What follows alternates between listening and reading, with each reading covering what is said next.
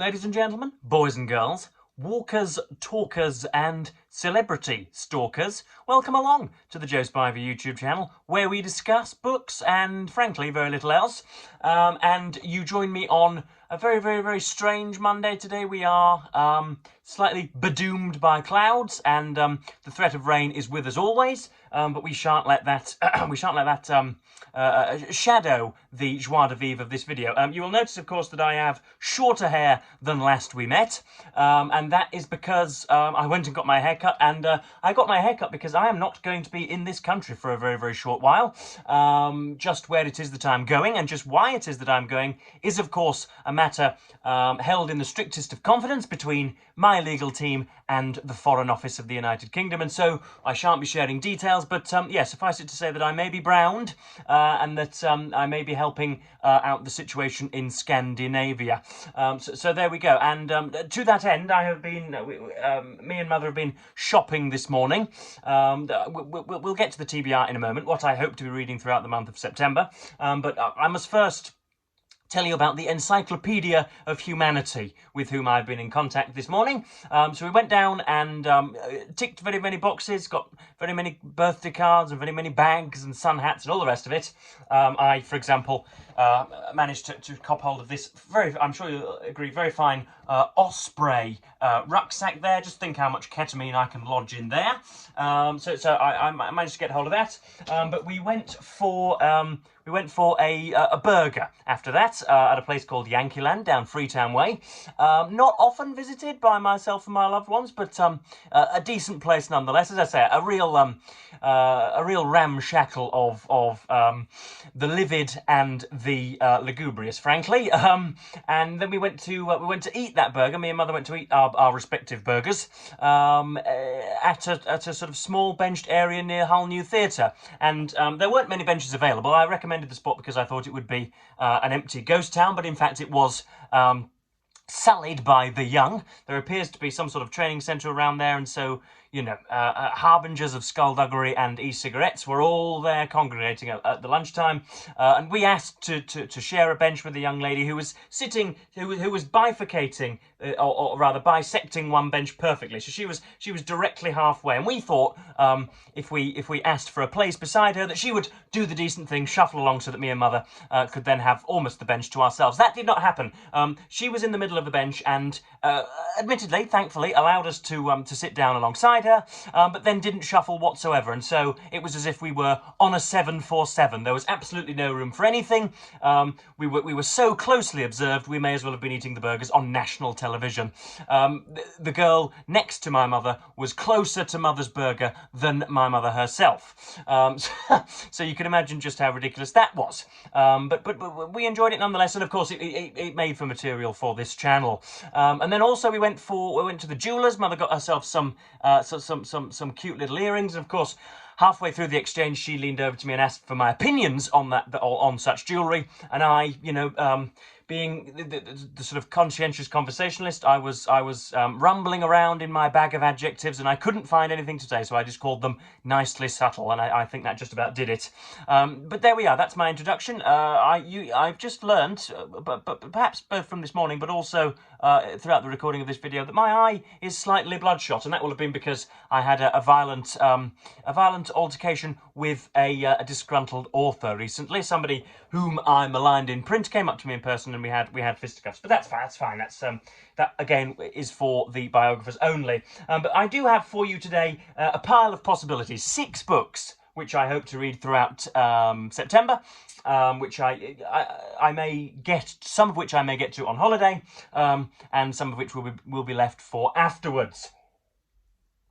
But yeah, I haven't done one of these for very long because I find them hard to keep up with. I am at heart a mood reader. I have been sort of half-heartedly sort of scouring some of my bookshelves lately. I've not been, I've not been keeping stacks very, very strictly. I will also just readjust this phone here. You'll have to forgive me. Usually there is a box of dominoes behind here, which is a much better backing for the recording device, and we do not have that because we're taking the dominoes on holiday. So everything is in flux, and so if there is a sort of a kind of a camera slide, then that is why. But yeah, as I say, I've not been the strictest reader recently, and yet I want to get back to my more bibliophilic days. I did read, of course, Andrew Lownie's book on Prince Andrew, entitled, and that, of course, is in the hands of the way-faced Bostonian Steve Donoghue, my editor at Open Letters Review, and he is probably politely refining that. There may be one or two actionable phrases in there which the palace would not look kindly upon, but that should. I don't think it will be by now up there, but it should be soon, and as soon as it is, I shall alert all of you. But here we go. We have 6 books which I hope to read this month. So first up we have Charles Dickens' A Tale of Two Cities. This will not be a first-time read for me, and yet the French Revolution is catching my eye these days. I don't quite know why. Haven't really studied it since 6th form, since year 12 and 13 with Miss Bull. Lord knows what she is doing now. Probably still slaving away at that whiteboard, aren't you? But it's been a while since I covered the French Revolution or anything like that, and Charles Dickens has done a historical novel based loosely around it. So I'll give you the blurb, and then we can share thoughts from there. Vividly interweaving epic historical drama with personal tragedy, Dickens' gripping novel depicts the lives of 2 very different men: Charles Darnay, an exiled French aristocrat, and Sidney Carton, a disreputable but brilliant English lawyer, as they become enmeshed, what a great word that is, enmeshed through their love for Lucy Manette, the daughter of a political prisoner. From the tranquil roads of London, they are drawn against their will to the vengeful, blood-stained streets of Paris at the height of the Reign of Terror, and they soon fall under the lethal shadow of La Guillotine. So there we are. This is, what is it, 400, yes, 450 pages. So it is, I think, actually, this is deceptively long, or is that perhaps... No, those are the notes, aren't they? That's ridiculous. So we have the appendices. We can scroll past those. Okay, so that's, yeah, there we go. That's yeah, about 400 pages. So, again, a revisit, but a revisit of mine from before, long before BookTube and long before even university. This will have been one of the first classics that I ever read, and so my reading acuity has progressed a great deal since then, so we shall see what more I make of it. I remember it being there being a rather sacrificial and poignant ending, which for Dickens is quite something. He was at best and at heart a silly writer, and seriousness was not something he often courted. So there we go. That's A Tale of Two Cities. I'm not referring to these in order. I'm not saying that I will read A Tale of Two Cities first and go down sequentially, but they are all, just as I say, a ramshackle and stuff that I hope to get, and stuff that will be by my bedside the month long. Next up we have Cromwell, Our Chief of Men, another biography. I read probably one biography for every 3 books I read at all at the moment. I've been speaking to bookish friends as to why that might be, and we can't quite get to the bottom of it. But we have, Antonia Fraser's book, Cromwell, Our Chief of Men, not YouTube friendly, because it shimmers and it shines, and I've probably just hypnotized your cat, haven't I, by the very shimmer of this front cover. It's gold and it's embossed and it's all very nice. But here we are. Do we have anything of an introduction or any sort of blurb here? We do not. Do we have any description of it whatsoever? No, not really. We can only quote from A.L. Rouse in the Sunday Telegraph. Cromwell, Our Chief of Men, is a fine achievement of scholarship and writing. A magnificent success, her aim has been to humanise Cromwell. And this is precisely what she has achieved. She presents us with a more human and real portrait than do Victorian authorities. Oliver had greatness of soul and was made on an epic scale, irresistibly readable. Oliver Cromwell is known by me, by myself, and by my peers primarily as cancelling Christmas, by being a sort of a terrible leech of fun and all amusement. But beyond that, I know very little about his days as the Lord Protectorate, and I believe he was the Marshal of the Interregnum, wasn't he? It has become my habit on YouTube to extemporaneously put my foot in my mouth and say that, Henry VIII lived in 1924, or that, Joseph Stalin ruled over ruled over Indonesia rather than Russia, but I do believe that he was in charge of the interregnum and was Lord Protectorate and was integral in the head lopping of Charles II. So beyond that, I know nothing more of him. But yeah, that's Antonio Fraser. Cromwell, our chief of men. Quite an ominous title, I'm sure you'll agree. Of all the sons and daughters that the Albion's Isle has ever produced, I doubt that Oliver Cromwell was the chief of them. But there we go. It's an attractive title and one that I'm sure has boosted Fraser's bottom line. Next up we have, this really is just a sort of an instrumental or instructive copy. This is George Eliot's Middlemarch. I will not be reading from this, if indeed I do read Middlemarch again in September, because this has been read twice now and has been annotated to within an inch of its life. And so, again, to read books which you have yourself annotated in the past is to meet your past self, and I do not quite like that given the proximity of it, and so I want a new copy so as to feel different paper and to have a fresh one. But I do indeed want to read Middlemarch. I reread it every year. This will be my third go at it.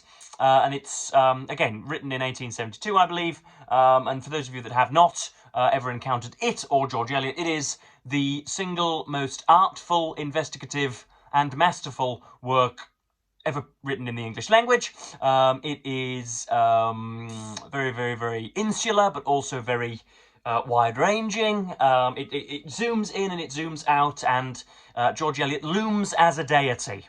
She knows every single shiver, every single quiver and quandary of her characters, and manages to intersect them brilliantly, and it's all done in the most sort of omniscient and grandiloquent and complex manner, and that's exactly what Joseph Edward desires from his literature. So there you are, George Eliot's Middlemarch. If we can get to that in September in a new copy, that would be great. Struggling to find one in a second-hand bookstore. I refuse to part with whatever it would be, 11 or 12 sterling for a brand new copy, though I may have to at some point. But if a kind kind Yorkshireman who watches this channel has a spare copy and would like to send it sharking through my front door, then drop me an email. I shall give you my address. We could perhaps share coffee and saliva and after eights, and then you can hand over the copy to me. Wouldn't that be pleasant? And then we have next up we have two definites and two absolutes, two which I'm almost contractually obliged to read. We have some uncorrected proofs. We have stuff due out in October, which I shall read in September, so as to have again another splenetic and hopefully decent review heading its way to my my Open Letters review editor, Steve Donoghue. So we have, first of all, The Zorg. This is the tale of the Zorg. This is the tale of greed and murder that inspired the abolition of slavery. So this is written by... Why is the author not written on the front? That's ridiculous. This is by Siddharth Kara. There you go, that's Siddharth Kara. And I may as well give you the opening burst.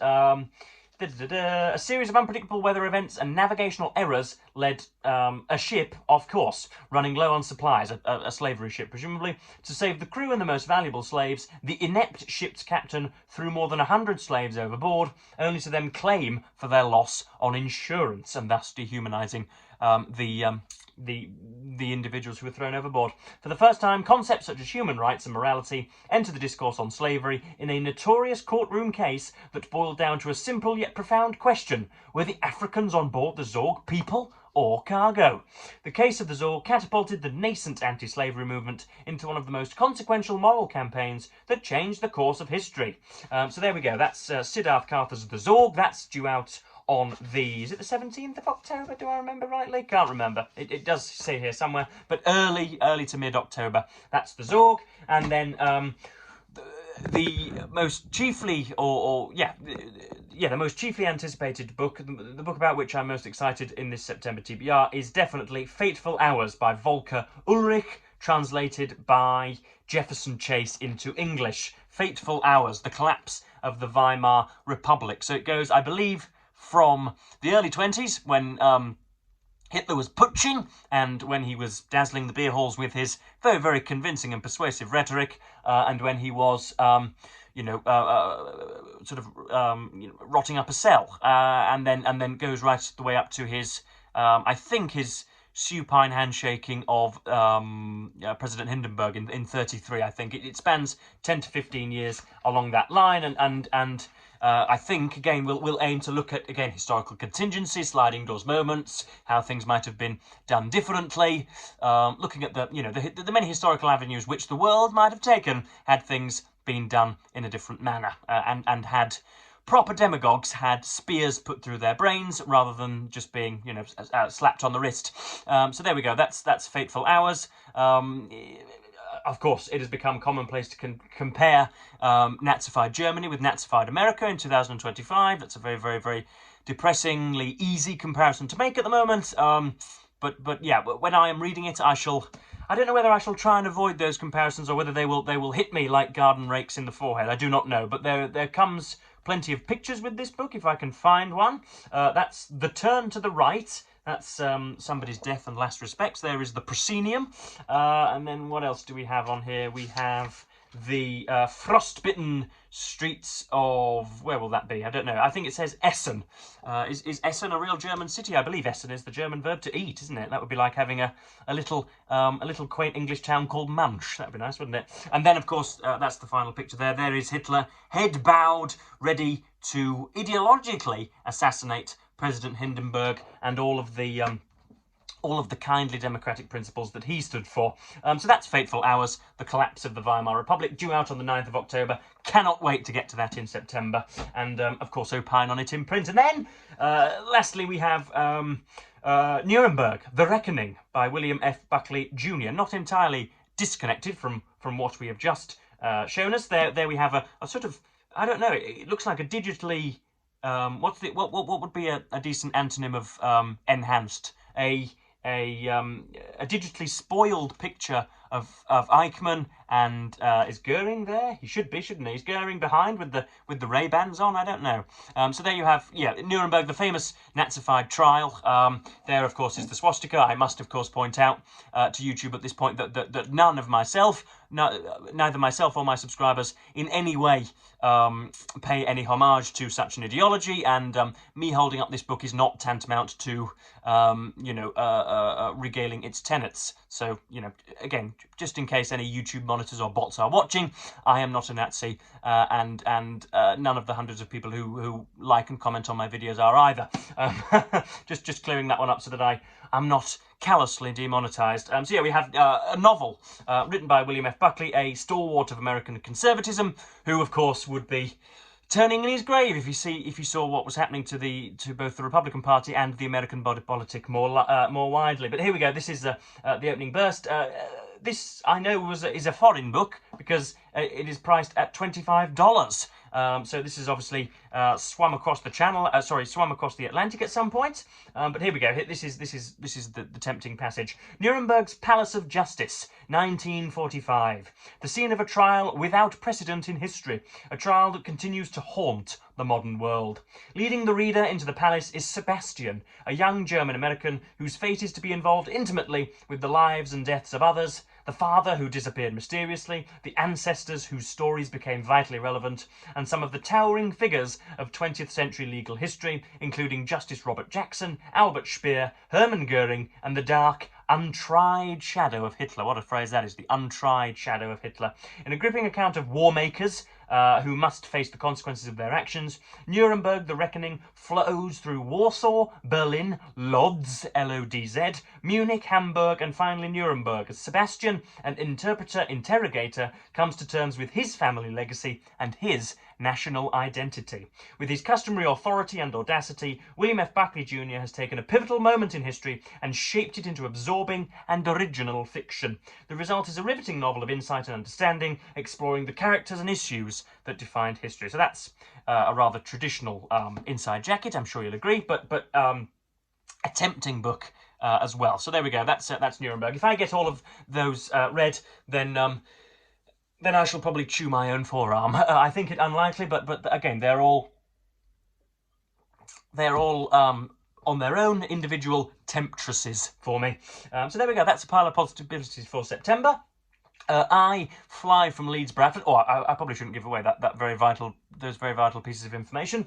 I should imagine that the British state will be shaking in its boots if I do so. But yeah, I'm away soon, and so I don't know how regularly I'll be back. But yeah, once again, thank you for jobbing along. Do let me know what you plan for September, and whether you have read any of the books alighted upon in this list. And as I say, I will try to keep you updated as to my whereabouts. But if you know if I have the ankle bracelets on me, or if indeed I'm being tried for embezzlement in Bulgaria, if I am banged up abroad, then I no doubt you shall see this punchable face on a news network near you. So I will, as per usual, BookTube, thank you ever so much for watching, and bid you the fondest of all earthly farewells.